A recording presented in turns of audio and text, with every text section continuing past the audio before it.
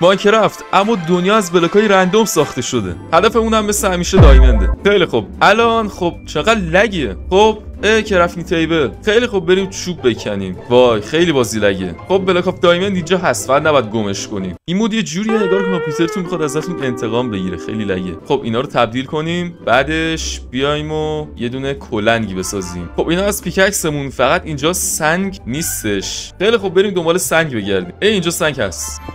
خیلی خوب کرافتینگا کوشن. خب با این 4 تا سنگ یه دونه کلنگ سنگی هم میسازیم. بعدش هم دنبال بلاک آف آیرون میگردیم که اینا رو بکنم خیلی طول میکشه. الان که همه بلاک ها هستن بلاک آف آیرون پیدا کنیم. ندرایت. من که میگم هدفمون خیلی راحته، بهتره که هدفمون ندرایت باشه، اینجوری خیلی سخت‌تر و بهتر. حالا خوبه اینجا همه بلاک ها هستن ولی یه دونه بلاک آف آیرون نیست. بلاک آف آیرون بعد از 3 ساعت پیداش کردیم. خب الان تنها چیزی که می‌خوایم اینه که دایمند پیدا کنیم. بلاک آف دایمند خیلی گزینه بهتریه تا این دایمندا، ولی خب اینا هم خیلی زیادن. خب از همینا میکنیم.